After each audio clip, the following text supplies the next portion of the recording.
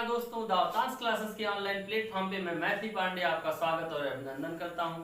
दोस्तों आइए कुछ पेट एग्जाम्स आपके आने वाले हैं, उसी बेस पे थोड़ी चर्चाएं करते हैं। थोड़ा तीव्र गति से हम इस पे चर्चा करेंगे और आगे बढ़ते चलेंगे। दोस्तों मौर्य वंश यहाँ देखेंगे, कुछ प्रतापी राजा इसमें हुए हैं, उनके विषय पे चर्चा करते हैं हम। इससे पहले हम यह देख लेते हैं कि मौर्य वंश स्थापित कैसे हुआ। इससे पहले कौन सा वंश था, किसको पराजित करके ये हुए, यह भी जानना आवश्यक है। दोस्तों जैसा कि हमें पता है कि मौर्य वंश जो है उससे पहले नंद वंश शासन करता था। नंद वंश के धनानंद जो है आखिरी शासक थे, जिनको पराजित करके चंद्रगुप्त मौर्य ने मौर्य वंश की स्थापना की थी। दोस्तों सन आप कह सकते हैं ईसा पूर्व में ही वो समय था, 324 ईसा पूर्व के आसपास। सिकंदर जो है, नाम भी आप सुने होंगे, सिकंदर हमारे भारत की सीमा अर्थात झेलम नदी तक आ गया था। उसने काबुल, कंधार आदि सभी जो हैं उनका विजय करते करते एक तरह से वह झेलम तक आ गया था, मध्य एशिया से होते हुए। दोस्तों झेलम तक आने के बाद उसे पता लगा कि यहाँ पे 16 जनपद तो थे ही पहले से ही, लेकिन कहीं ना कहीं जो मगध था महाजनपद, वह बहुत ही शक्तिशाली था और उसके पास सेना जो है वह सैकड़ों, हजारों में, लाखों में, कह सकते हैं एक तरह से लाखों में थी। सैकड़ों, हजारों में तो छोटे छोटे जनपद के पास थी, लेकिन वो महाजनपद था और सबसे शक्तिशाली था, इसलिए उसके पास जो सैन्य बल था वो भी सर्वाधिक था। ऐसा कुछ विद्वान भी कहते हैं कि उसके पास 5 लाख की सेना थी, अर्थात 90,000 से लेके 1 लाख तक इसके केवल गज सैनिक थे, अर्थात गज सेना थी। उसके बाद अश्वारोही थे, रथी थे और पैदल सैनिक इसके पास 2 लाख से ऊपर थे। अर्थात आप कह सकते हैं कि ओवरऑल इसके पास 5 लाख से कम सेना नहीं थी, ऐसा विद्वानों का मत है। जिसको सुनकर कहीं ना कहीं सिकंदर और उसके जो सैनिक थे उनके मन में थोड़ा भेद आ गया कि आगे बढ़ा कैसे जाए। उसके पास कुछ हजार सैनिक, कहाँ लाखों में सेना मगध के पास, तो कहीं ना कहीं सब भयभीत हो गए और इस वजह से अपना अभियान वह झेलम नदी तक ही सीमित रखा। उसके बाद वह पुनः लौट गया। उसका स्वास्थ्य भी बिगड़ गया वहां पे, जिस कारण उसको जाना पड़ा। हाँ दोस्तों, ये है कि वो जब भारत में इंटर कर रहा था तो एक महान शासक थे, हिंदू शासक पुरु। पोरस का नाम आप लोगों ने सुना होगा। पोरस से युद्ध होता है। इस युद्ध में पोरस एक तरह से कह सकते हैं छल की वजह से वो हार भी गए थे। इनको बंदी बना के लाया भी गया उसके सम्मुख, और ऐसा श्रुतियों के द्वारा पता भी लगता है कि बाद में उनको छोड़ दिया गया। उनसे प्रश्न किया इसने, बताओ क्या किया जाए तुम्हारे साथ, तो कहीं ना कहीं पोरस ने यह उत्तर दिया कि जो एक राजा दूसरे राजा के साथ करता है। तो वो काफी प्रभावित हुआ यहाँ के लोगों से कि ये निडरता की तरह मुझसे बात कर रहा है, तो कहीं ना कहीं प्रभावित हो गया यहाँ से वो, और फिर पुरु को छोड़ देता है।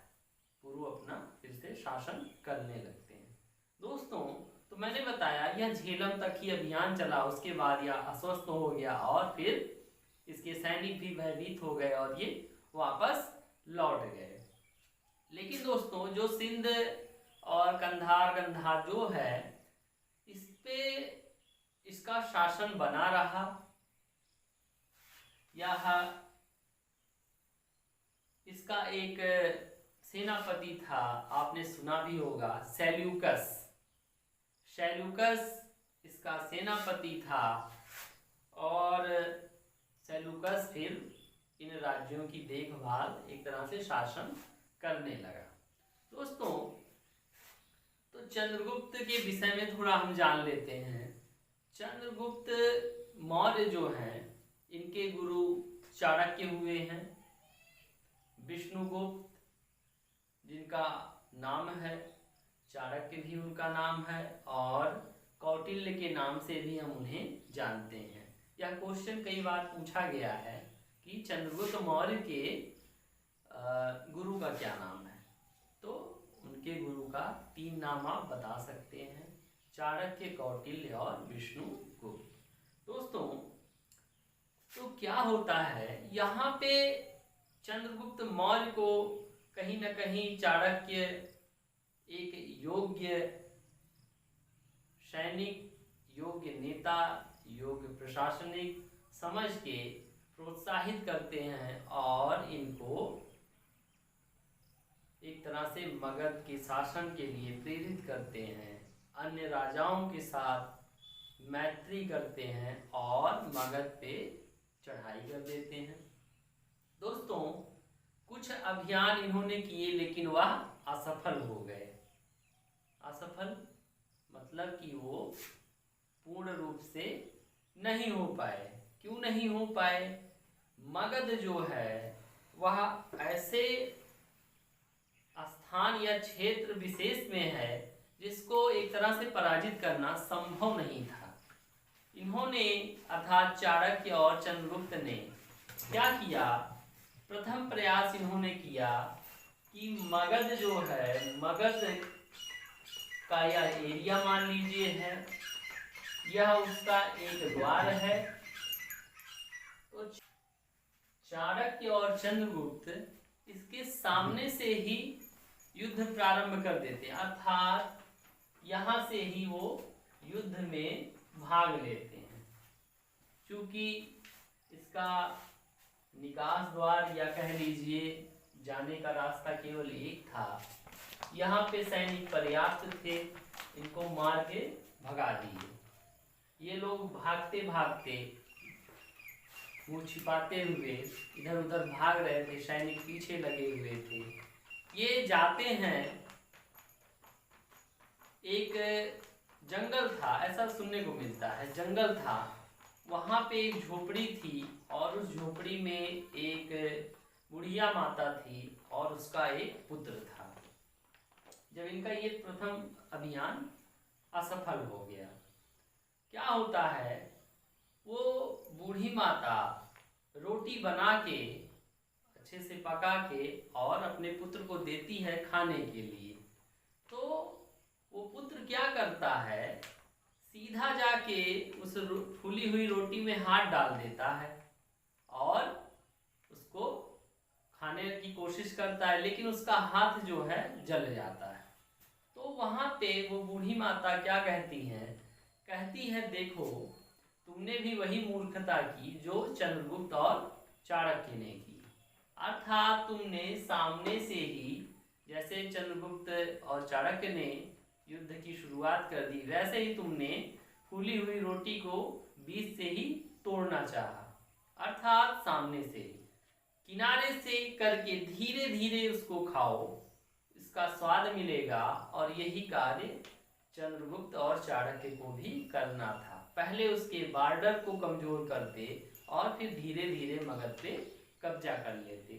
तो एक तरह से चाणक्य को वहां से ज्ञान मिला और उन्होंने किनारे के सभी राजाओं से मैत्री संबंध स्थापित करना शुरू किया और यह सफल भी हुए।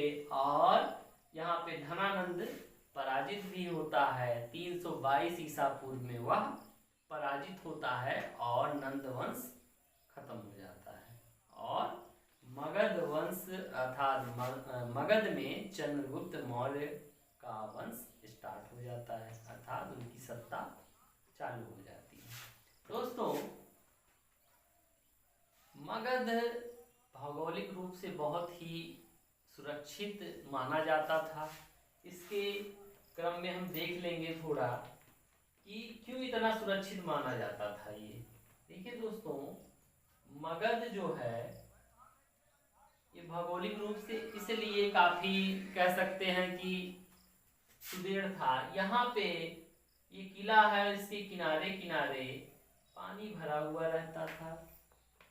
इनमें मगरमच्छ डाले रहते थे, जो कि काफी चौड़ा यह रहता था एरिया, और इसमें पानी रहता था। जाने के लिए मैंने बताया एक द्वार, यही आने के लिए भी।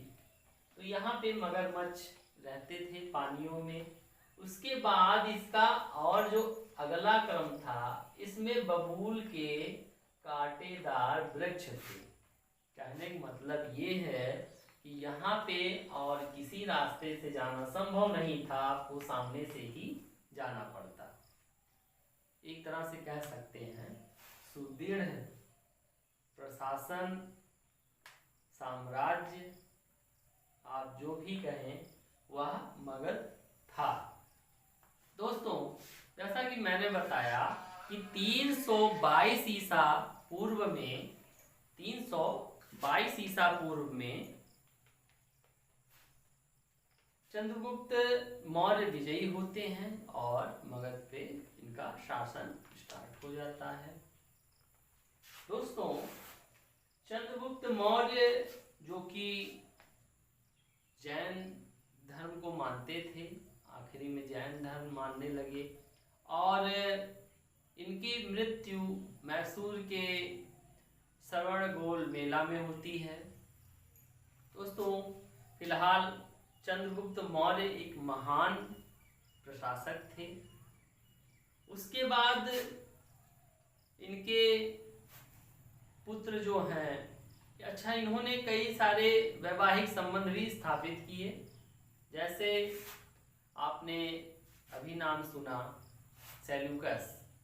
सेल्यूकस की एक तरह से सीमा जब मगध की सीमा से कहीं ना कहीं छूने लगी, क्योंकि मगध का प्रशासन बहुत विस्तृत होने लगा, बहुत काफी बढ़ चढ़ गया एक तरह से चंद्रगुप्त मौर्य के समय में।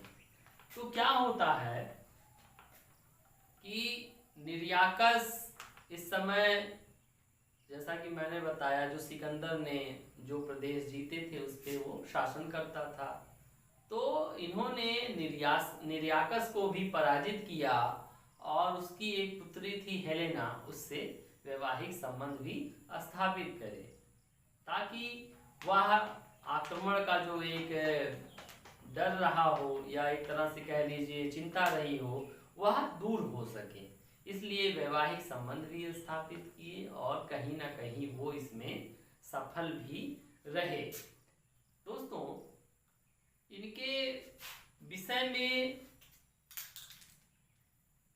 बहुत सारे प्रमाण मिलते हैं, लेकिन प्रथम प्रमाण जो है वो रुद्रदामन का जूनागढ़ अभिलेख है।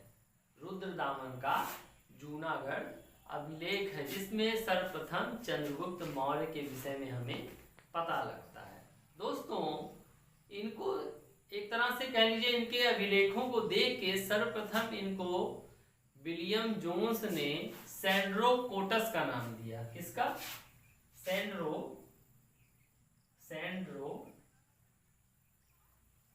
कोटस, ये विलियम जोन्स ने दिया था। ठीक है दोस्तों, तो फिलहाल ये चंद्रगुप्त मौर्य के विषय में चर्चा हुई। इन्हीं के पुत्र बिंदुसार हुए हैं। बिंदुसार, उनका नाम क्यों पड़ा ये भी जान लेते हैं। बिंदुसार में बिंदुसार अर्थात एक बिंदुसार मतलब होता है विष या रस कह लीजिए, थोड़ा सा अर्क जिसे हम बोल सकते हैं। तो क्या होता है, इसकी भी एक घटना है, कहानी है, थोड़ी सी सुन लेते हैं। क्या होता है कि चंद्रगुप्त मौर्य का भोजन जो है उनके लिए विशेष तरह से बनाया जाता था, वो उनके पास जाता था, जिसको ना ही उनकी महारानियां, रानियां कोई भी या पुत्र कोई भी उसको नहीं खा सकता था। तो क्या हुआ कि उनके भोजन को एक बार बिंदुसार की माता ने अर्थात चंद्रगुप्त मौर्य की पत्नी ने ग्रहण कर लिया कि ऐसा क्या है स्पेशल इसमें बनाया हुआ जो हम लोगों को नहीं मिलता। उन्होंने थोड़ा सा चख लिया और चख लिया, उस समय वो गर्भवती थी। तो क्या होता है, उनका शरीर नीला पड़ने लगता है और वो धीरे धीरे मृत्यु को प्राप्त हो जाती हैं। क्यों ऐसा हुआ? इसलिए क्योंकि चंद्रगुप्त मौर्य के लिए वह विशेष भोजन कहीं ना कहीं उसमें विष का भी प्रयोग किया जाता था। क्यों किया जाता था? इसलिए कि बहुत सारी सर्प कन्याएं तभी चलती थी। वो क्या करती थी कि व्यक्ति विशेष या किसी राजा महाराजा के साथ यदि शारीरिक रूप से या कह लीजिए कहीं पे उनका नख लग गया या और भी किसी तरह से स्पर्श हो गया, तो क्या होता था, उस अगले व्यक्ति के शरीर में वह विष फैल जाता था। तो इसी परिप्रेक्ष्य में कहीं ना कहीं चाणक्य ने उनको तैयार करके रखा था। तो इसीलिए वह भोजन उनको, विष वाला भोजन उनको दिया जाता था थोड़ा थोड़ा करके, कि इनके ऊपर विष का प्रभाव न पड़ पाए। किंतु वह भोजन जब महारानी ने ग्रहण कर लिया और शरीर नीला पड़ के उनको एक तरह से विष ने जकड़ लिया, उनकी मृत्यु हो गई।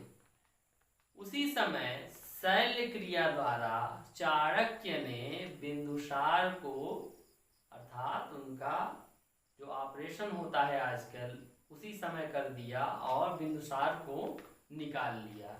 लेकिन निकालते वक्त विष की एक बूंद उनके ऊपर गिर गई, इसलिए उनका नाम ही बिंदुसार कर दिया गया। दोस्तों, बिंदुसार भी काफी महान शासक हुए। उनका एक पुत्र था अशोक। अशोक के विषय में हम थोड़ी विशेष चर्चाएं करेंगे।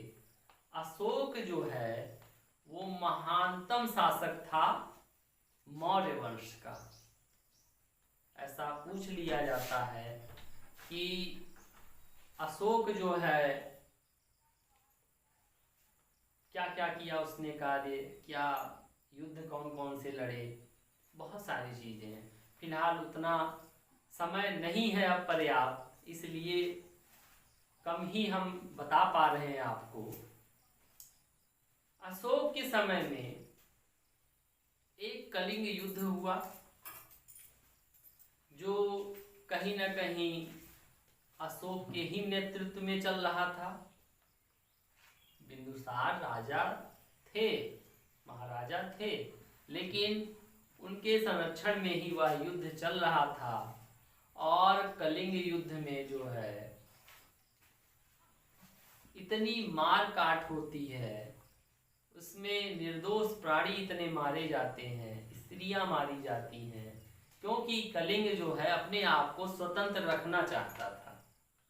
और यही बात अशोक को नहीं पसंद आई, उसने आक्रमण कर दिया और वहाँ पे काफी रक्तपात हुआ। और उसी समय से अशोक का मन विचलित हो गया और उसने युद्ध को छोड़ के धम्म को अपना लिया, अर्थात वो धम्म युद्ध में विश्वास करने लगा, ना कि इस शस्त्र युद्ध में। अहिंसा को मानने लगा।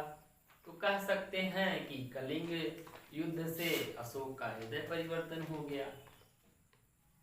उसके बाद अशोक के अभिलेखों के विषय में भी हम सुनते हैं। उसके जो अभिलेख हैं, शिलालेख हैं, तो उस पर भी चर्चाएं हम कर लेते हैं थोड़ी। देखिए दोस्तों, जो उसके अभिलेख हैं वो 4 भाषाओं में आपको मिल जाएगी। उसमें 4 भाषाओं का प्रयोग किया गया है। आइए देखते हैं कौन कौन से। पहला है, लिपि का प्रयोग किया गया है। पहला है ब्राह्मी, खरोष्ठी, रामायणी और एक चौथा हम कह सकते हैं यूनानी।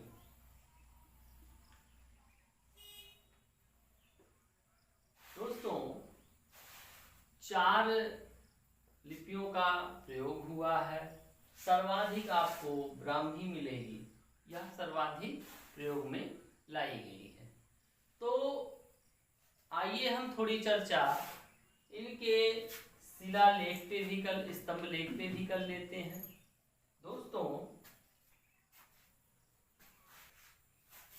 दोस्तों इसके जो 14 बृहद शिलालेख हैं उसमें बहुत सारी बातें बताई गई हैं।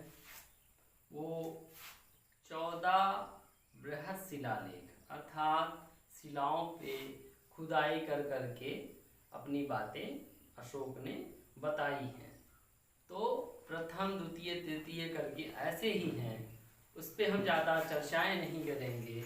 लेकिन आइए देख लेते हैं सर्वप्रथम अशोक के अभिलेखों को पढ़ा किसने। तो एक विद्वान हैं जेम्स प्रिंसेप।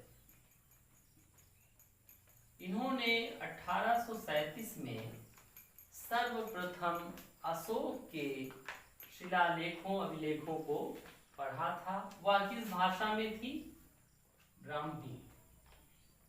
ब्राह्मी भाषा के अंतर्गत जेम्स प्रिंसेप 1837 ब्राह्मी लिपि में यह मिला, अर्थात इन्होंने सर्वप्रथम पढ़ा।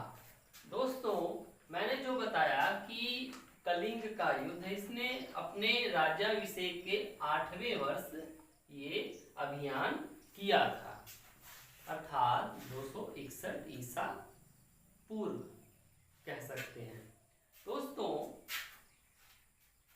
कहीं ना कहीं इसको शुरू में जो इसकी प्रतिक्रिया थी, कार्य थे, उसको देखकर बौद्ध ग्रंथों में इसको चंड कहा गया है। क्या कहा गया है? चंड।